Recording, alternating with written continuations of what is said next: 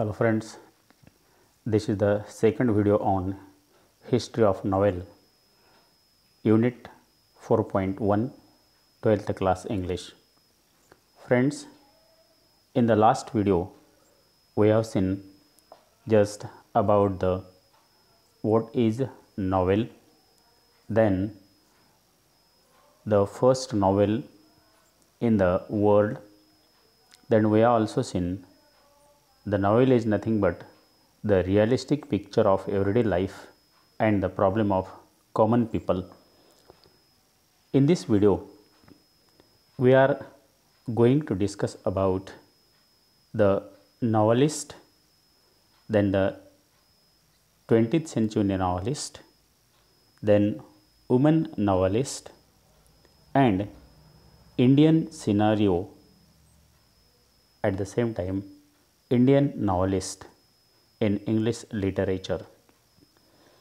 विद्यार्थी मित्रांनो, या ठिकाणी आपण वर्ग 12वीच्या इंग्रजी विषयाच्या युनिट क्रमांक 4.1 मध्ये हिस्ट्री ऑफ नॉव्हेल पाहत असताना म्हणजेच कादंबरीचा इतिहास पाहत असताना या आधीच्या व्हिडिओमध्ये आपण बरंचसं काही बघितलेलं आहे. या व्हिडिओमध्ये आपण ज्या 18व्या शतकामधल्या कादंबरीकार होते, 20व्या शतकामधले कादंबरीकार, महिला कादंबरीकार आणि इंग्रजी साहित्यामध्ये भारतीय कादंबरीकार कोण कोण होते आणि कोणत्या कोणत्या कादंबरी गाजलेल्या आहेत हे पाहणार आहोत. विद्यार्थी मित्रांनो, चला तर मग बघूयात history of novel part 2. 174 page number काढा. वर्ग 12वीच्या इंग्रजीमध्ये 174 पेज नंबरवरती आपल्याला या ठिकाणी हे दिलेलं आहे विद्यार्थी मित्रांनो. आणि आपण ते बघत असतानाच आपल्याला हे सगळ्यात महत्त्वाचे पॉईंट या ठिकाणी डिस्कस करायचे आहेत. इथं मी पॉईंट टू पॉन्डर असं दिलेलं आहे. पॉईंट टू पॉन्डर म्हणजे महत्त्वाचे किंवा लक्षात ठेवण्यासारखे मुद्दे. Novel aspiration of middle and lower classes या आधीच्या व्हिडिओमध्ये सुद्धा आपण बघितलेलं आहे की नॉव्हेल म्हणजे कादंबरी म्हणजे दुसरे तिसरे काय नसून त्यावेळेस 18व्या शतकामध्ये मध्यम आणि खालच्या वर्गातले जे काही लोक होते त्यांच्या इच्छा आणि अपेक्षा कादंबरीमध्ये वर्णन केल्या जायच्या. त्याचबरोबर 18th सेंचुरी नॉव्हेलिस्ट, 18व्या शतकामध्ये कोणकोण प्रसिद्ध अशा प्रकारचे कादंबरीकार होते, 20व्या शतकामध्ये कोणकोण कादंबरीकार प्रसिद्ध होते आणि महिला कादंबरीकार कोण होत्या आणि भारतीय कादंबरीकार यामध्ये कोण कोण होते हेही इथं वर्णन केलेलं आहे. बघूयात विस्तृतपणे या ठिकाणी विद्यार्थी मित्रांनो. आणि हे पाहत असताना आपल्याला इथं सविस्तर रूपाने बघावं लागेल. तुमच्या 12वीचा इंग्रजीचा पेज क्रमांक 174 काढा, त्यावरती आपण बघूयात. बघा इथे विद्यार्थी मित्रांनो, दस novel as a form of appears to have been designed for both to voice the aspiration of the middle and lower classes meet their longings. 18व्या शतकामध्ये आपण आधीच्याही व्हिडिओमध्ये बघितलं की मध्यमवर्गीय जे काही लोक होते आणि अगदी खालच्या पातळीवरचे जे काही समाजातले लोक होते त्यांच्या इच्छा अपेक्षाला धरून या ठिकाणी कादंबरीमध्ये काही गोष्टी लिहिण्यात येत होत्या आणि ती त्यांची आवड होऊन बसलेली होती. Let us see friends, the spread of the machines could provide a time to the educated middle class for reading and discussion about the books. बघा या ठिकाणी त्यावेळेसचं जे काही जग होतं ते जग बघा या ठिकाणी ते जग कशा प्रकारचं झालेलं होतं विद्यार्थी मित्रांनो. ते मशीनचं जग म्हटलं होतं. काही प्रमाणात का होईना कंपन्या त्यावेळेस लोकांना कामाला लावत होत्या आणि अशा वेळेला द मशीन कुड provide a time to educated middle class for reading and discussion about the books. मशीनमुळे मध्यमवर्गीय लोकांना वेळ मिळत होता आणि ते लोक पुस्तकं वाचत होती. विशेष करून ड्रामा अँड पोएट्री इथं जर आपण पाहिलं तर नाटक आणि कविता were the two literary forms that were fading away. आणि त्या काळामध्ये मुळामध्ये नाटक आणि कविता हा जो काही साहित्याचा प्रकार होता तो जवळपास संपत आलेला होता, fading away. Novel was a combination of the same features of them and some new features were added to the form. आणि त्यावेळेस विद्यार्थी मित्रांनो कादंबरी जी काही होती हे नवीन एक साहित्यातला प्रकार आलेला होता आणि म्हणून नॉवेल वॉज अ कॉम्बिनेशन. आणि हे या सगळ्या वैशिष्ट्यांचं एकत्रीकरण होतं नॉवेल म्हणजे. So it was the prominent form in the 18th century and onward to the encompass the social, political, cultural happenings and scientific programmes. आणि म्हणून त्यावेळेला जर पाहिलं 18व्या शतकामध्ये सामाजिक असेल, राजकीय असेल, सांस्कृतिक असेल किंवा वैज्ञानिक घडामोडी किंवा वैज्ञानिक प्रगती असेल, या सगळ्या गोष्टींचा या ठिकाणी उहापोह हा कादंबरीमध्ये केला जाऊ लागलेला होता. आणि जेणेकरून साहजिकच कादंबरी ही प्रसिद्ध होत गेली, साहित्य प्रकार प्रसिद्ध होत गेला. यामध्ये बघा विद्यार्थी मित्रांनो कोण नॉव्हलिस्ट त्यावेळेस प्रसिद्ध होते. सर्वप्रथम जर आपण बघितलं तर त्यामध्ये the Pilgrim's Progress by John Bunyan 1678 and Oroonoko by the Afra Ben 1688 initiated the Plantas and the colorful tradition of English novel and was followed by the Daniel Defoe, Robinson Crusoe, Moll Flanders and Jonathan Swift's Gulliver Travels, a famous satire. बघा विद्यार्थी मित्रांनो त्यावेळेसच्या प्रसिद्ध कादंबऱ्या कोणत्या होत्या हे आपल्याला लक्षात याच्यासाठी ठेवायचं आहे की परीक्षेमध्ये आपल्याला प्रश्न विचारला जाऊ शकतो. फॉर एक्झाम्पल पिलग्रिम्स प्रोग्रेस ही कोण्या लेखकाने लिहिली, आपल्याला जॉन बुनियान असं नाव लिहावं लागेल. केव्हा लिहिल्या गेलेली तर 1678 असं सांगावं लागेल.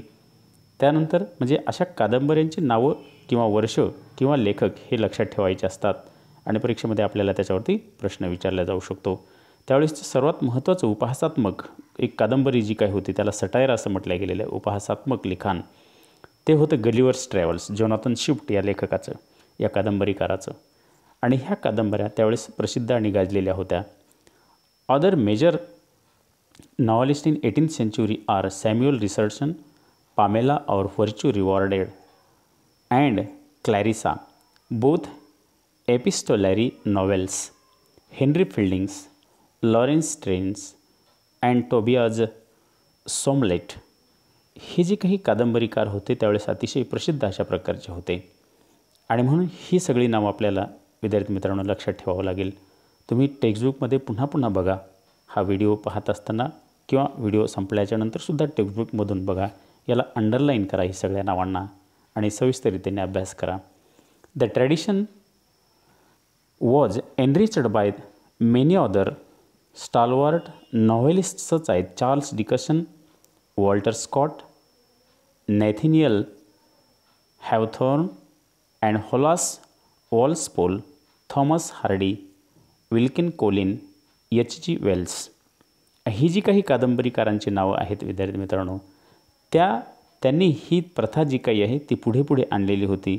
यामध्ये चार्ल्स डिकिन्सन हे नाव सगळ्यात आधी येतं. त्याच्यानंतर जे काही नावं आहेत ही आलेली जी नावं आहेत तिथे प्रसिद्ध अशा प्रकारची कादंबरीकारांची नावं होती.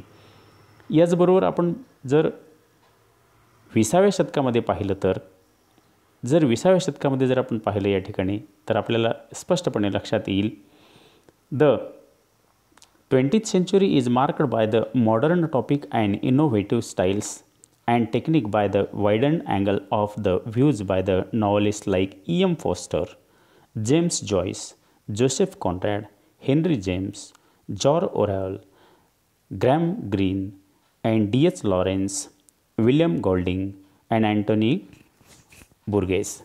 ही जी काही कादंबरीकार होती ही 20व्या शतकामध्ये गाजलेली अशा प्रकारची नावं होती. विद्यार्थी मित्रांनो हे पुन्हा आपल्याला लक्षात ठेवा, वाचत असताना तुम्हाला ह्या गोष्टी लक्षात ठेवाव्या लागतील. फोल्डर असेल, जॉयसी असेल, जोसेफ कॉन्रॅड असतील, ही सगळी नावं तुम्हाला विद्यार्थी मित्रांनो विशेष करून लक्षात ठेवायची आहेत जेणेकरून तुम्ही अभ्यास करत असताना ह्या गोष्टी तुम्हाला लक्षात राहतील. त्याचबरोबर पुढे जर आपण बघितलं, they widen the circumference of the general by writing political, social, psychological and other modern issue in their novels. बघा, त्यांच्या कादंबरीमध्ये त्यांनी विशेष करून ह्या सगळ्या क्षेत्राला स्पर्श केलेला होता, जसं की राजकीय असेल, सोशियल असेल, त्याचबरोबर सायकोलॉजिकल मानसिकरित्या असेल, किंवा अदर मॉडर्न इश्यू अत्याधुनिक काही विषय असतील ते सुद्धा त्यांनी हाताळलेले होते. There are emigrant author like the Salman Rushdie in India, V S. Naipaul in Trinidad and Kazuo Ishiguro in Japan and many authors. काही अशा प्रकारचे कादंबरीकार होते विद्यार्थी मित्रांनो, आणि त्यामध्ये नेहमी गाजलेले होते आणि कुठल्या ना कुठल्या पद्धतीने ते चर्चेत होते, आणि ते इमिग्रंट होते, म्हणजे एका देशातून दुसऱ्या देशात स्थलांतरित झालेले होते. फॉर एक्झाम्पल, भारतामध्ये सलमान रश्दी नावाचे एक कादंबरीकार, त्रिनिदादमध्ये व्ही.एस. नायपॉल नावाचे, आणि जपानमध्ये सुद्धा काझुओ इशिगुरो नावाचे, आणि याचबरोबर आणखी काही कादंबरीकार प्रसिद्ध अशा प्रकारचे होते. The contribution of women novelist. आता आपल्याला या ठिकाणी पाहत असताना बघा, आपण एक पॉईंट पाहिलेला आहे याआधी, की काही महिला कादंबरीकारसुद्धा अतिशय प्रसिद्ध होत्या. त्यामध्ये कोणतं नाव आपल्याला घ्यावं लागेल? To this great peasant can not be neglected. आणि ह्या सगळ्यात महत्त्वाच्या कादंबरीकार होत्या, त्यांना आपल्याला नाकारता येणार नाही. त्यामध्ये the novel of the manner Evelina by the Frances Burney, gothic novels by the Anne Radcliffe, a novel based on the science of the age Frankenstein by the Mary Shelley R the landmark novels. बघा, या ठिकाणी हे सुद्धा आपल्याला लक्षात ठेवावं लागेल विद्यार्थी मित्रांनो. Just the novel of manners कोणते होते, त्या ठिकाणी कोणत्या त्या ठिकाणी कादंबरीकार होत्या, त्यामध्ये एव्हेलिना नावाची जी काही कादंबरी होती ती फ्रान्स बुर्ने या कादंबरीकार यांनी लिहिलेली होती. गोथिक नॉवेल्स ही जी काही कादंबरीचा प्रकार होता तो ॲने रॅडक्लिफने. विज्ञानावरती काही कादंबऱ्या होत्या, त्याची सुरुवात कोणत्या महिला कादंबरीकारांनी केली होती? कादंबरी होती फ्रँकस्टेन, मेरी शैली नावाच्या महिला कादंबरीकारांनी लिहिली होती मित्रांनो. त्याचबरोबर आपल्याला हेही नाव घ्यावं लागेल, पुढे दिलेलं आहे, John Austen has been ruling over the mind of the people through her novels.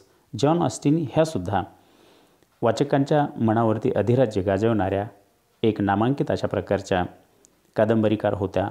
त्याचबरोबर Bronte sisters, Emily and the Charlotte have created their own place by their own incomparable work, the Wuthering Height and Jane Iyer.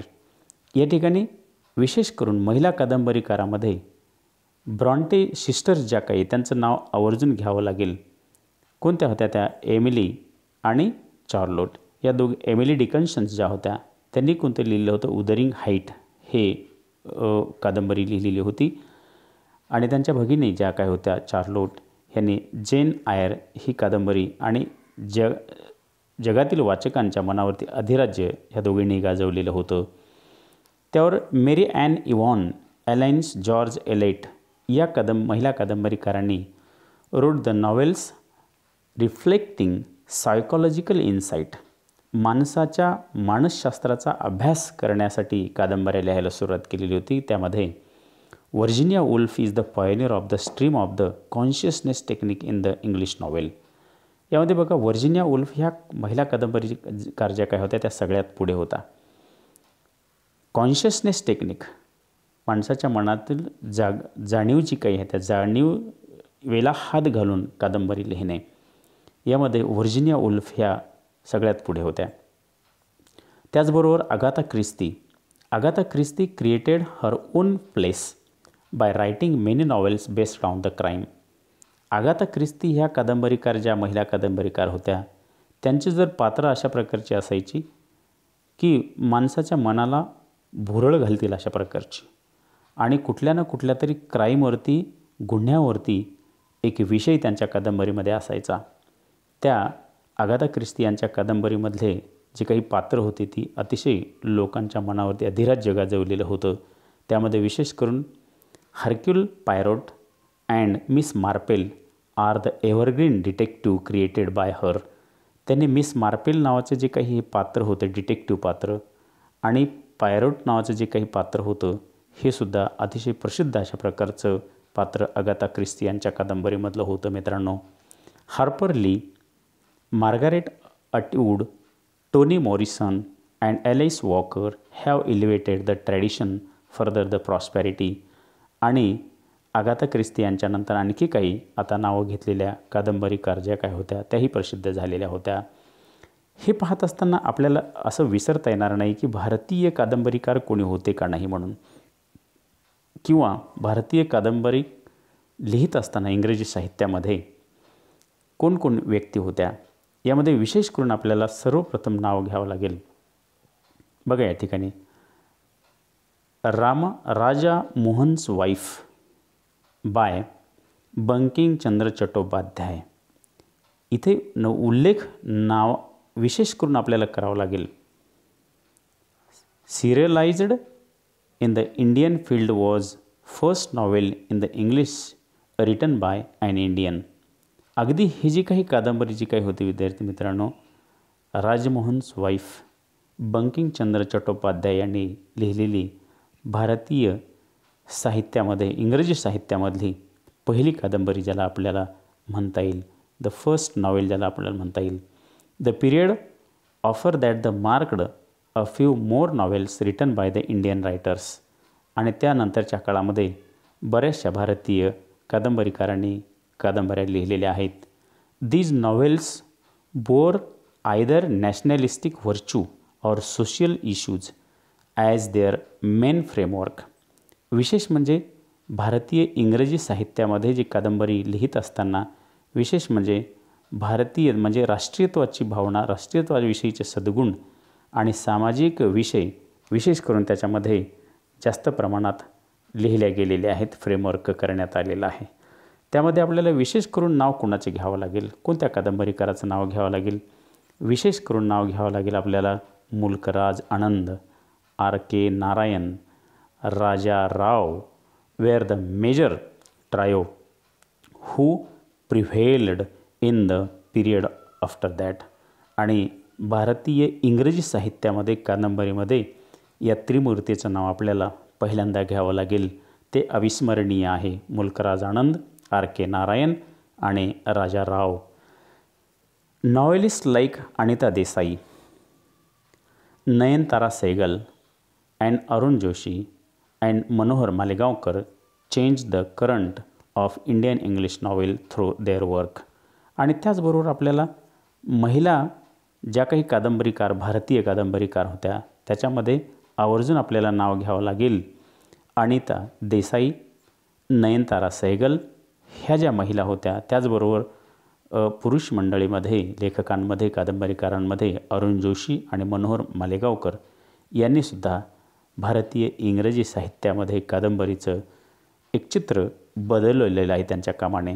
त्याचबरोबर आणखी काही नावं घ्यावं लागतील.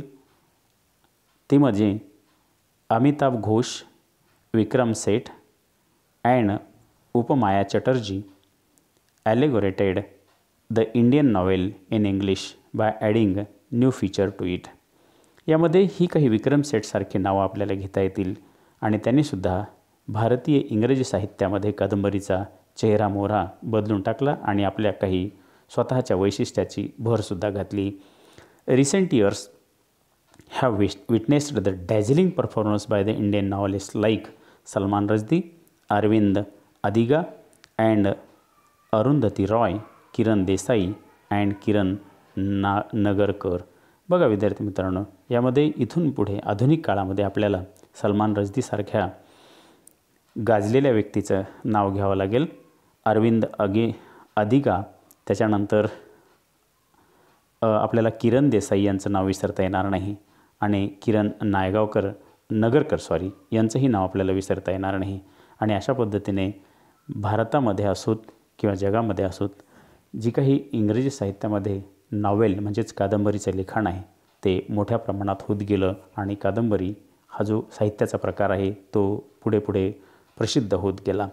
विद्यार्थी मित्रांनो, पुढच्या व्हिडिओमध्ये आपण याविषयीच आणखी माहिती पाहणार आहोत.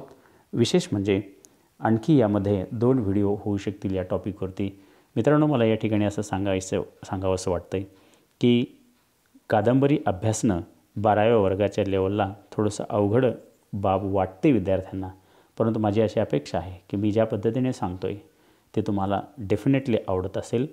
आणि म्हणून माझी एक विनंती या ठिकाणी जाता जाता असेल की माझं जे काही शिकवणं तुम्हाला आवडत असेल तर माझं इंग्लिश गुरुजी नावाचं जे चॅनल यूट्यूबवरती आहे ते डेफिनेटली तुम्ही क्लिक कराल, सबस्क्राईब कराल आणि इतर विद्यार्थी मित्रांना सेंड कराल, पाठवाल, जेणेकरून सगळ्यांना याचा फायदा होऊ शकेल.